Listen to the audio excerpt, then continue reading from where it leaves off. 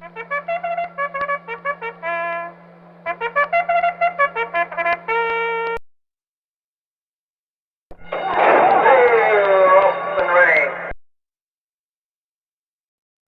and welcome to Billy Ho Sports. And yes, indeed, the Kentucky Derby is in the books, but there is still plenty of stakes racing. Stay engaged with me. We still have two more legs to the Triple Crown, and we have a week off ahead of the Preakness Stakes. So we're going to head out to Aqueduct for the Belmont at the Big A, and it is going to be a trio of graded stakes events there. And this one here, we're covering the 3-year-olds once again, running a 1.125 miles in the Peter Pan Stakes. This was the race that introduced us to Arcangelo last year, so maybe that we got another star in the making. I don't know. So anyway, my goal was I was really wanting to get to 2,000 subscribers by the end of the Triple Crown Belmont Stakes. Well, to my pleasurable surprise, almost got there by a Derby with such great support by everybody out there. So I can't thank you enough for that. But we're still about 100 shy of that race to 2,000. So if you haven't subscribed, please do so. Tell a friend, and let's get this done by the Preakness instead of waiting until the end of the Triple Crown. Obviously, smash that like button and leave me a comment. Tell me who you like in the Peter Pan, and away we go. Number one, Protective, coming out 8-1 odds, sired by Medaglia del Oro. That's Todd Pletcher trained horse. Irad Ortiz aboard. Still a maiden after 3 starts. A very close second in his debut at Saratoga. Then ran third place, going 2 turns at Tampa Bay back in March, and was a pretty awesome third place run there in the Wood. If you remember, he had a troubled start in the Wood. He was forced all the way back off the pace. Not where he would be in a normal trip, I would imagine. Last in the field of 11.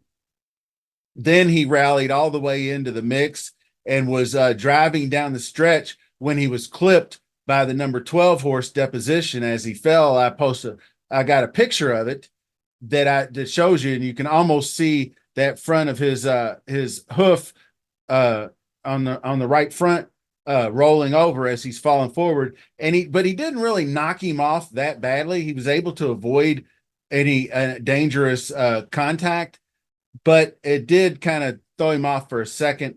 I don't think it was enough that would cost him anywhere but where he finished third place. I think he was always going to run third, regardless of what happened there. Trainer Todd Pletcher has won the Peter Pan 4 times. I kind of like this one as a sleeper. So we'll come back to that. Stick around. We're going to hit the past performances at the end, and then we'll come up with my picks and plays and all that kind of good stuff. So number 2, Unique Insight, 10-1, sired by Gunrunner Chad Brown. Eric Cancel will ride. Broke his maiden in his 4th race, which was at Aqueduct. Going 2 turns, pressing the pace. He faced winners for the first time last month, led every step of the way. He is an improving horse. The wire-to-wire job shows a lot of improvement there. So he might still be a couple races away. We'll see. Number 3 is the Wine Steward. He is 5-2, probably second choice. Vino Rosso is the sire. Michael Maker, trainer. Louis Saez aboard. Never finished worse than second in his 5 starts. Won his first 3 races. Then his most recent ones were Strong Graded Stakes Company on the Derby Trail. He ran back in the fall in the Breeders' Futurity behind Locked. He was second place. That was a very excellent race. And then he came back just recently in the Grade 3 Lexington in the middle of April. He ran pretty well, chasing down the speedy Encino into the stretch and ran second, but he was not able to catch that horse. So the horses that he's faced are better than these.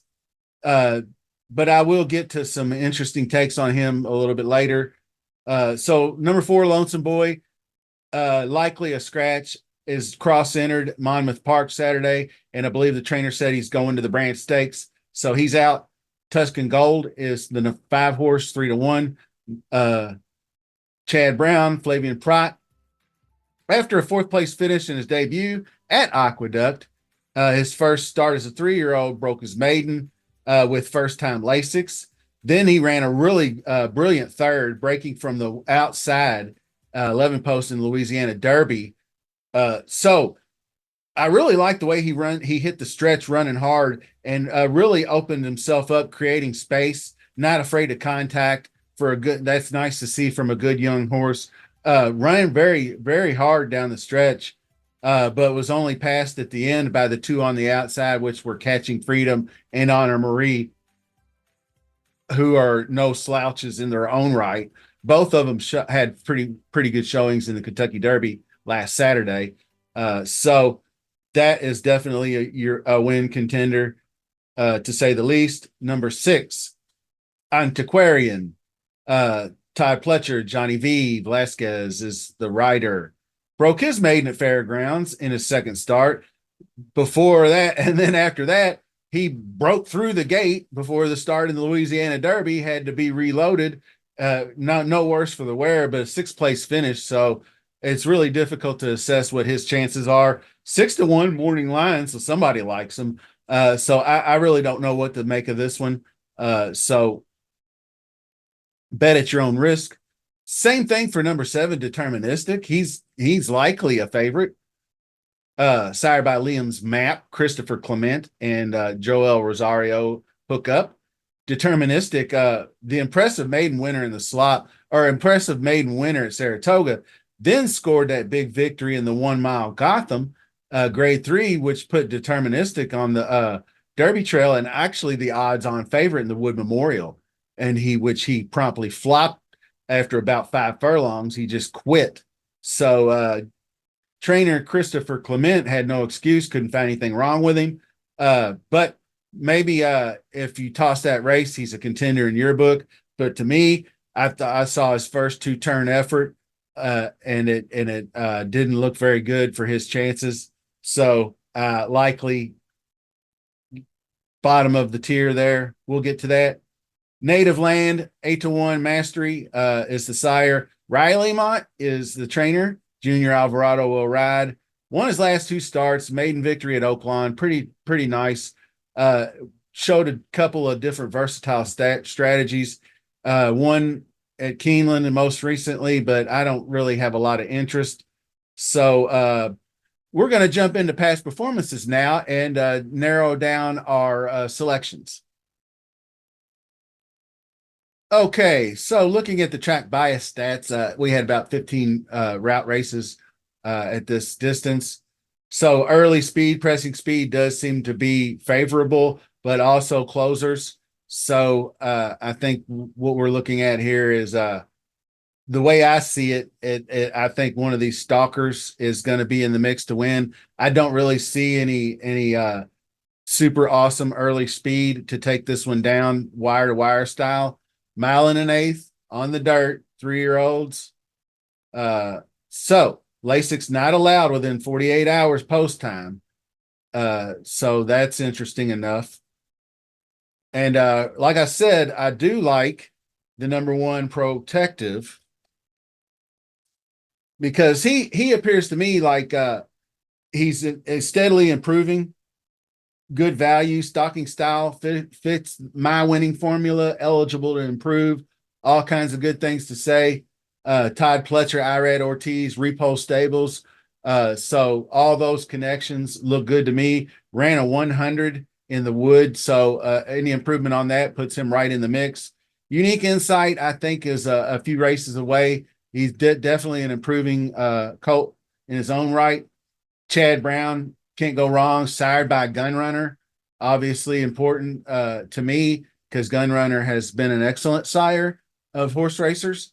So definitely can win either or, slop or fast. I will say this, it doesn't look like we're going to have an off-track Saturday. There's sort of rain in the forecast Friday, sort of rain, maybe a little bit Saturday, but doesn't sound like enough to really cause any major effects there. The Wine Stewart has that stocky style, and he's making just his second start. So what I thought was interesting is, if he ran so well in the Breeders' Cup Futurity in October, And he obviously, that was a little bit too soon to try to get him in the Breeders' Cup Juvenile a month later. But why wait all the way until April to run him again and then run him in a grade 3 Lexington when he was coming off a Breeders' Cup Futurity? That I don't understand. That it just seems to me like maybe his development or coming out of that race, he just didn't look good at the beginning of the year in his training, and they just didn't feel good about sending him out anywhere until recently in that Lexington. I don't know, but I think he's just as good as any horse in this group. So he's obviously going to be in a good position to win. Lonesome Boy's not running. Tuscan Gold, obviously, his performance in Louisiana Derby went overlooked, as I pointed out earlier. And that is a long fairground stretch, which is 200 feet farther than Aqueduct stretch. So if he can get up in there and maybe snatch the lead up at the top of the stretch, he may be able to hold off anybody coming after him. So that's one that I like his chances. Let's say that. Number 7 obviously is the wild card deterministic. If you toss this Wood Memorial race where he just quit, then then what do you got? You got this grade 3 Gotham he won in the mud and the slop. He's never had a good run at 2 turns. So I almost need to revert back to the take I had on him anyway in the Gotham. I said, I need to see it. And he showed it to me. So this time around, I'm going to have to need to see it again, I guess, because I just don't trust the fact that he can get that 2-turn 9 furlong.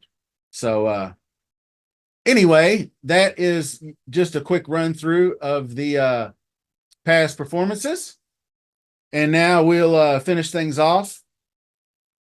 So basically, I've narrowed it down to really 3 top choices. You got number 5, Tuscan Gold, number 3, Wine Steward, number 1, Protective. So I would put 3-5 on top of 1-3-5, and then vice versa. Something in that nature of a wheel.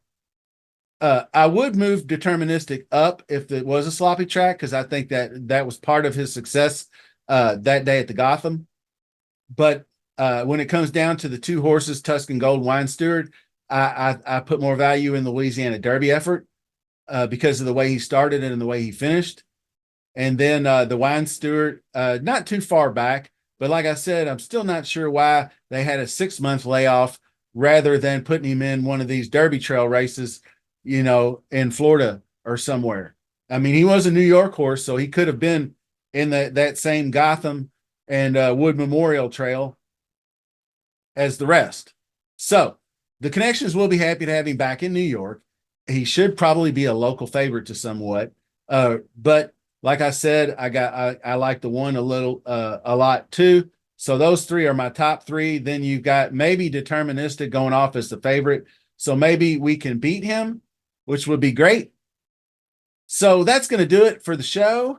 Be on the lookout for more Stakes Day coverage at Aqueduct, Belmont at the Big A meet, because we still have the Run Happy and we still have the Man of War for 4-year-olds.